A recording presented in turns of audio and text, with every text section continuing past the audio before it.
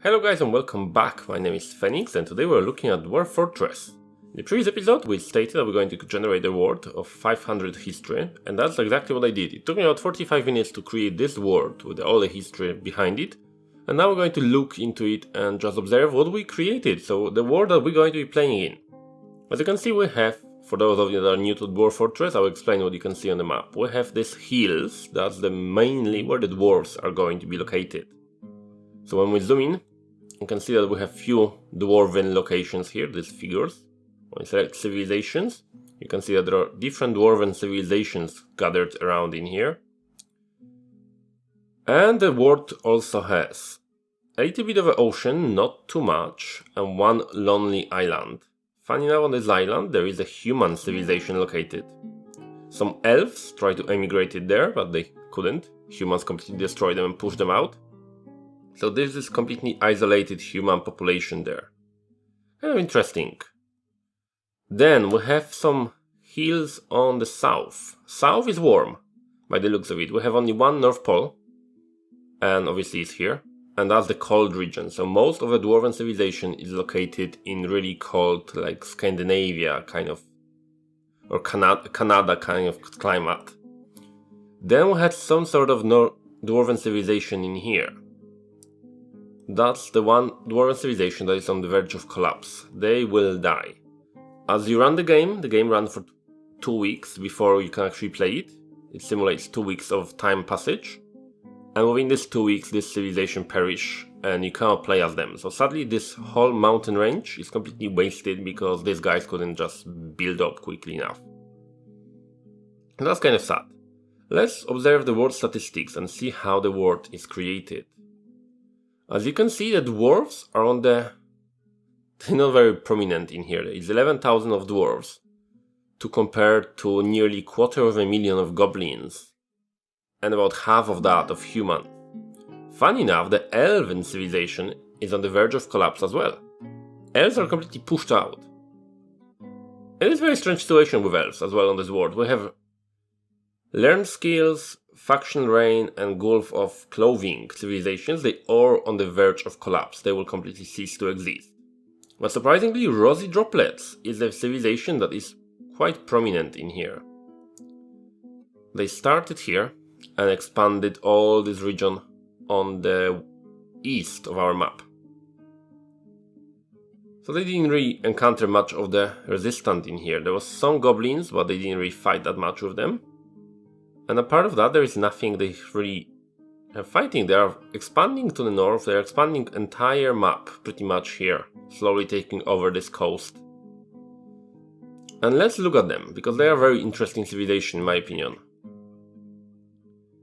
When we look at the numbers here, there is only 6,000 elves, but 21,000 goblins. So at one point or the other, the goblins decided to migrate to this civilization. They decided to join in and take elven values and live their lives as elves. So it may be possible that we'll have an elven civilization at some point without any elves. If these 6,000 elves die, there will be no elves left.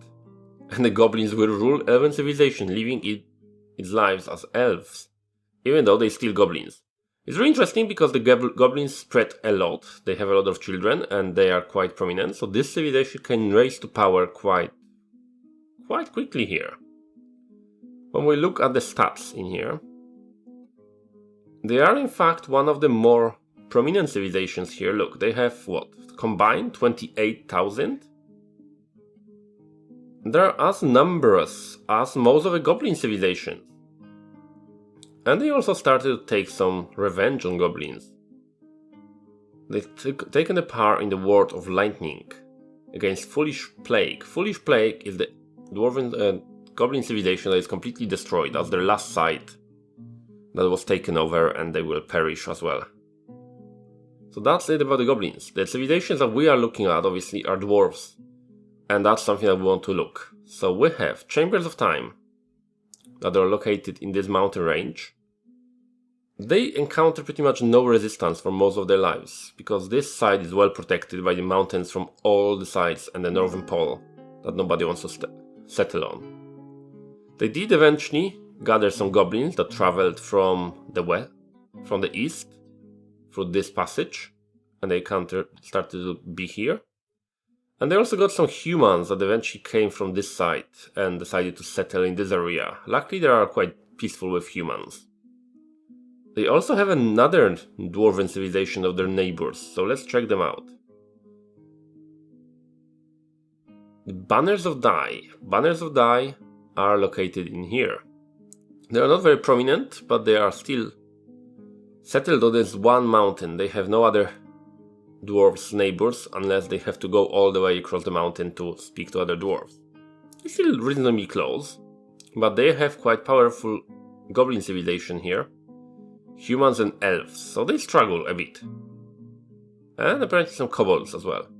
So they really are not in the best location. They're quite interesting, but the one I want to really be playing as is Pusshol, or whatever you read this word. Puce maybe? No, never mind. Anyway, this civilization is here. They are neighbors to the one that we looked at a second ago. It's still in this mountain range.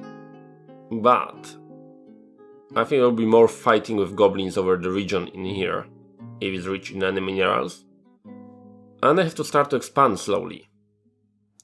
So we have to check them out, because they are very interesting in my opinion. As you can see in here, in the year 222, the goblin Ushat Oldsfield took over the civilization. He became the king. Our previous king, Gushat Watchsmith, died. He died stricken by the Cyclops. So the Cyclops killed him, and eventually Dwarven civilization decided to elect this Ushat Oldsfield. He is not bad actually, he is quite skilled, he's a great persuader, conversationalist, negotiator, intimidator, comedian and judge of intent, so he's really excellent politician, that's why probably he took over the civilization.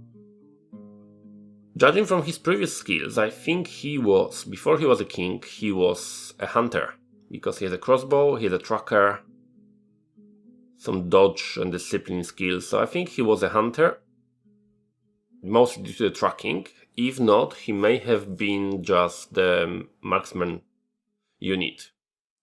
But that's his life, so we'll be playing probably as Pusshol civilization, and we'll select our own site eventually. Let's look at the bigger world statistics in here. Okay, that's the current composition of the world. We have a lot of goblins, a lot of humans. 57,000 trolls. There is more trolls than dwarves. It's always the case, they spread like crazy. They live with goblins, so they are pretty well protected. And we have a lot of them. Then we have some dwarves, eventually then we have elves, and somewhere very, very on the bottom we have kobolds. So there is only a few kobolds remaining, they are not really prominent, they never are. They tend to be rather weak. They don't expand that much, they don't build new sites, they just live in one site. Okay, then we slowly go into the more dangerous creatures. We have still remaining 45 titans. So whatever titans we created on the beginning of the world, none of them died. They have still 45 of them. We have quite a few minotaurs, we have some other creatures like etins and other dangerous creatures. So there is a lot of dangerous monsters around that we're going to be thoroughly fighting and coming to our fortress. And eventually we'll have to face them. There's 210 night creatures, so a lot of them. So as you can see, the world is rather dangerous, so we're going to have a lot of fun with it, and I'm hoping that you're going to enjoy it, guys. At least now you kind of know where we're coming from and what is going to be our history.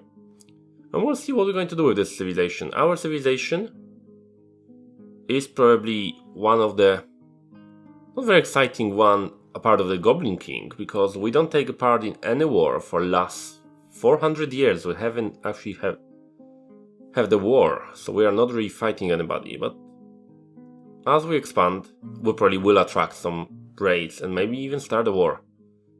Because if our fort becomes super rich, people will attack us, and that may spark the war between the civilizations. So that may be interesting. May be a blessing, we may be a doom to our civilizations. If we start a war with super powerful goblins, it may be difficult for us to survive. We'll see how it goes, guys. For now, I hope you enjoyed it. And let me know what you think in the comments about this video, and if you like that.